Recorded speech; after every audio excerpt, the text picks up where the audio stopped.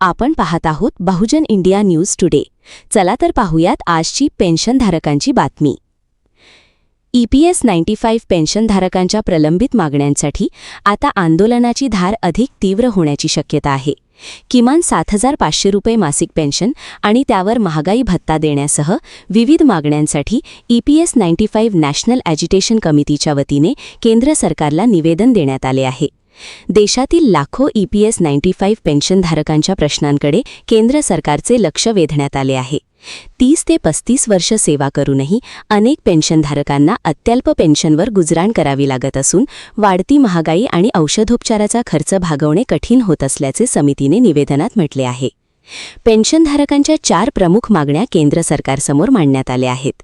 यामध्ये किमान 7,500 रुपये मासिक पेन्शन आणि त्यावर महागाई भत्ता, पेन्शनधारक व त्यांच्या जीवनसाथीसाठी मोफत वैद्यकीय सुविधा, सर्वोच्च न्यायालयाच्या निर्णयानुसार प्रत्यक्ष वेतनाच्या आधारे उच्च पेन्शन तसेच नॉन EPS पेन्शनधारकांना 5,000 रुपये मासिक पेन्शन देण्याची मागणी करण्यात आली आहे।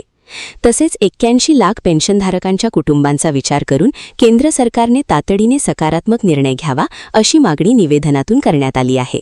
15 ऑगस्टच्या पार्श्वभूमीवर किमान पेन्शन 7,500 रुपये आणि त्यावर महागाई भत्ता लागू करण्याचा निर्णय घ्यावा अशी अपेक्षाही समितीने व्यक्त केली आहे।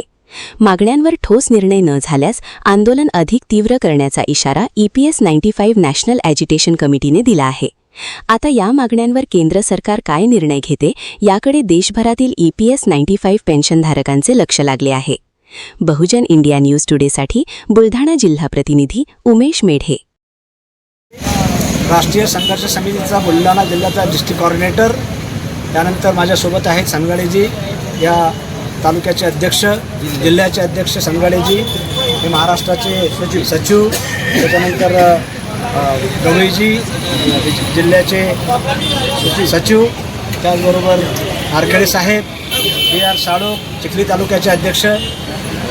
या ठिकाणी सांगण्याचा उद्देश हा आहे की आज आम्ही माननीय आयुष मंत्री सन्माननीय प्रतापराव जाधव साहेब यांना एक निवेदन सादर केलेलं आहे। निवेदनाचा उद्देश असा आहे की गेल्या 7 वर्षापासून या ठिकाणी वृद्ध कामगारांचा पेन्शनधारकांचं आंदोलन या ठिकाणी सुरू आहे। आमचे नेते कमांडर अशोकराव साहेब, राष्ट्रीय अध्यक्ष, त्याचबरोबर सिंग साहेब, राष्ट्रीय महासचिव यांच्या नेतृत्वामध्ये अनेक आघाड्यांवर अनेक प्रकारचे आंदोलन, अभिनव आंदोलन आम्ही केले, परंतु अद्यापर्यंत आम्हाला न्याय मिळाला नाही। आमची मागणी आहे 7,500 रुपये बेस प्लस त्याला DA। सातत्यानं जंतर मंतर या ठिकाणी आंदोलन झालेले आहेत आणि अंतिम टप्प्याचं आंदोलन सध्याचं या 4-5 दिवसाअगोदर दिल्लीला झालेलं आहे। त्याचं नेतृत्व कमांडर अशोकराव साहेब यांनी केलेलं आहे। अनेक खासदारांचा या ठिकाणी पाठिंबा आहे। माननीय सन्माननीय प्रतापराव जाधव या भारत सरकारचे मंत्री आणि या बुलढाणा जिल्ह्याचे भूमिपुत्र यांनीसुद्धा आमचा विषय हा सातत्यानं पुढाकार घेऊन पुढे केलेला आहे।